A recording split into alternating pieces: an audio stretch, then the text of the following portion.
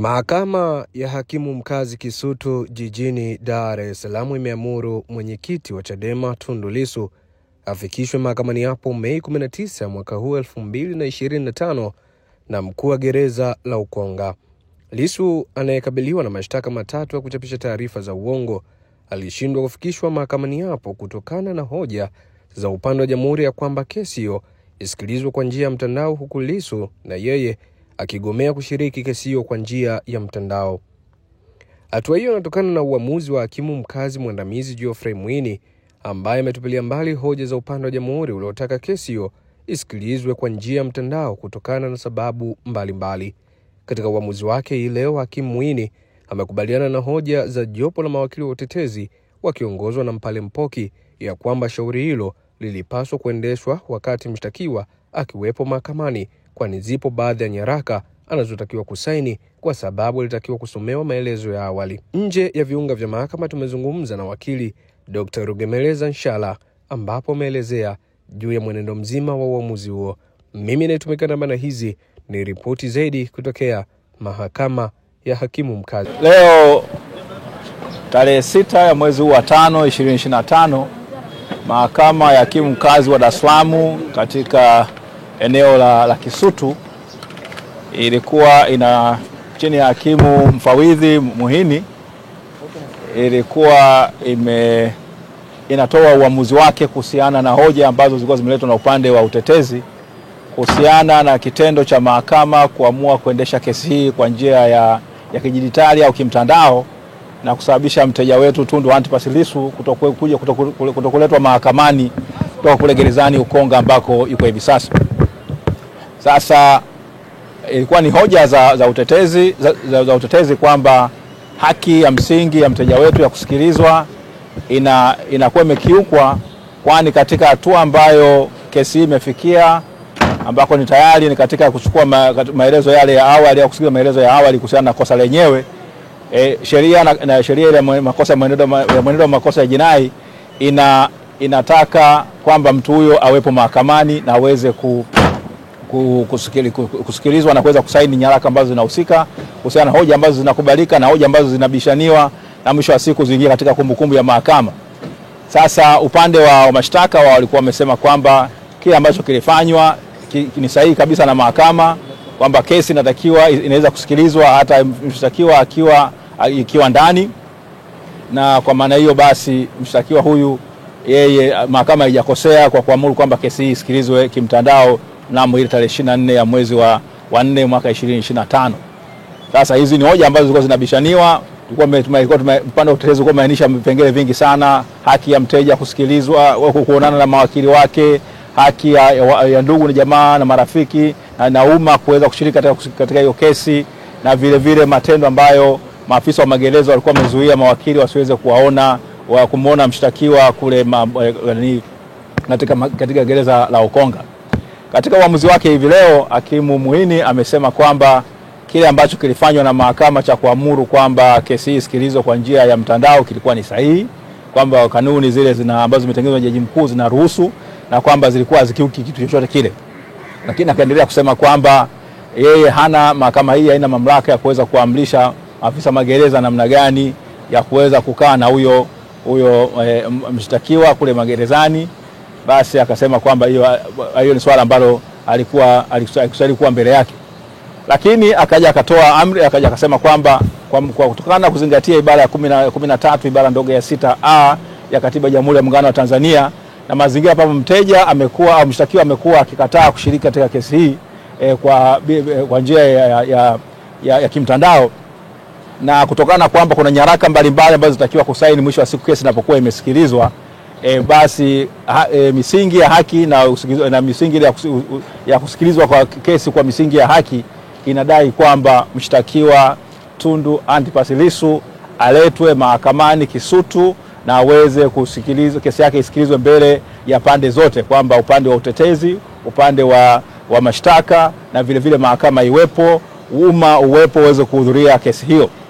Sasa kwa masingio basi ile amri ambayo ya kusikilizwa kesi hii kwa njia ya mtandao ambayo ilikuwa imetolewa na hakimu mnamo ile tarehe 23 na 24 ya mwezi ule wa 4, ile amri imewekwa pembeni na mahakama imeamuru kwamba kesi hii itakuendelea sasa kuanzia tarehe 19 ya mwezi huu wa 5 2025 itasikilizwa kwa njia ya mshtakiwa kuwepo mahakamani, kwamba Tundu Antipas Lissu atatakiwa aletwe na mkuu wa gereza la Ukonga, kwamba hakikisha kwamba analetwa hapa mahakamani siku ya tarehe 19.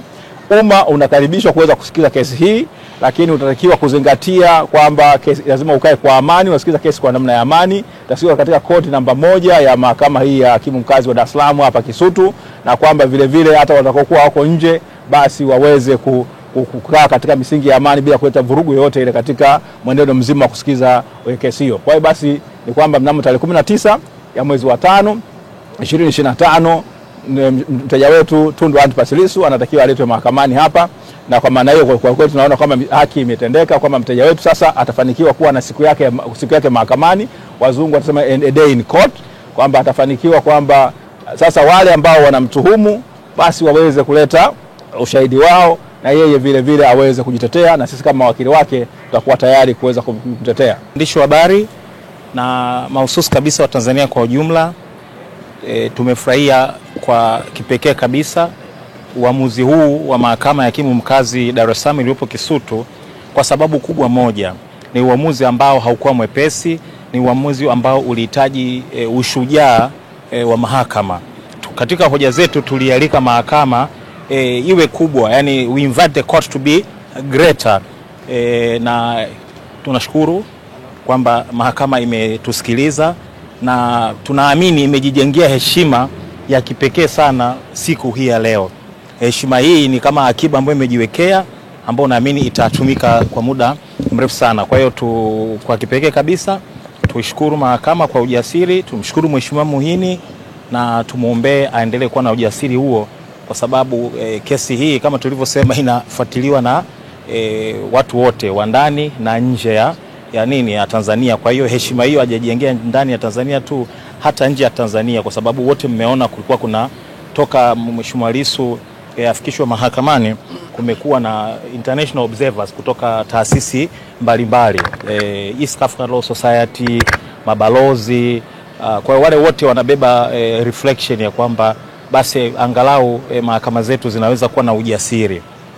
Kwa hiyo kwa hilo tunashukuru sana, lakini pia tuendelee kutoa wito kwa wale ambao tumewakemea hivi karibuni, tumesema wana tabia ya kuongea huko mabarabarani, basi waendelee kujionya, kwa sababu hiyo inaweza kuleta madhara katika mwenendo wa kesi. Wajionye sana, wameshamfikisha huyu mtu kupitia kwa wahusika wa kisheria mahakamani, basi waache mahakama ifanye kazi yao, halafu majibu yatakayotolewa sasa ndio wanaweza kwenda kuyazungumzia huko barabarani.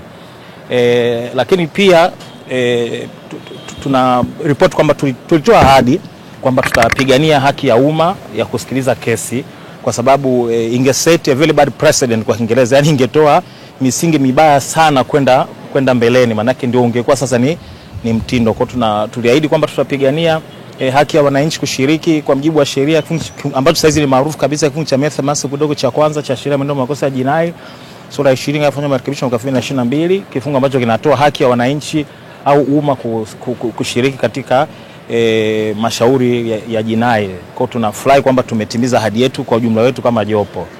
Kwa hiyo nafikiri at least katika aspect hiyo hatuna deni. Sasa kunapokuwa na haki kuna responsibility pia. Kwa hiyo watu wetu tunawaomba, kwa sababu masharti ya mahakama ni kwamba wale wanaokuja kuhudhuria wajiconduct properly, yani wajitahidi kuwa na nidhamu. Sasa wasituangushe sisi ambao tumevuja jasho na damu mpaka kufikia uamuzi huu. Watakapohudhuria tarehe 19 waje kwa utulivu, ili wasitoe kisingizio kwa mtu awaye yote kwamba unaona sasa tulikuwa tunakwepa kitu kama hicho. Kwa wajitahidi waje kwa wingi kadri busara nafasi inavyoelekeza, lakini watakapofika basi wajitahidi kubehave kama nilivyosema, ili wasituangushe sisi mawakili ambao tumefanya kazi ngumu kwenye mazingira magumu, na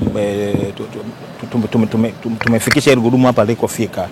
Tunawashukuru pia waandishi wa habari kwamba pamoja na magumu yote ambayo mmepitia, tunajua baadhi yenu mlikuwa physical assaulted, mmezuiwa. Tunafahamu kwa mfano kuna mtu mmoja sitaki kumtaja jina lake, alizuiwa kabisa na askari fulani kwamba wewe hutaruhusiwa kuingia. Nafahamu kwamba ame take up that matter huko kazini kwake, wamewasiliana na taasisi ambazo zilimzuia, tunahope wameresolve. Kwa lakini tunawashukuru kwamba mmekuwa steadfast, pamoja na kwamba kesi kulikuwa kuna hatari ya kuendeshwa katika namna tuseme tafsiri yetu ilikuwa ni ya kificho, lakini nyinyi mmetusaidia sana kudisseminate mwenendo huko nje na mpaka kila mtu akafahamu. Kwa hiyo mchango wenu ni wa muhimu sana. Kwa tunaomba tu, lakini pia tunawapa pole kwa yale yote. Basi zaidi hayo tunawatakia kazi njema na Mungu akituongoza kutana tarehe 19 mwezi wa 5.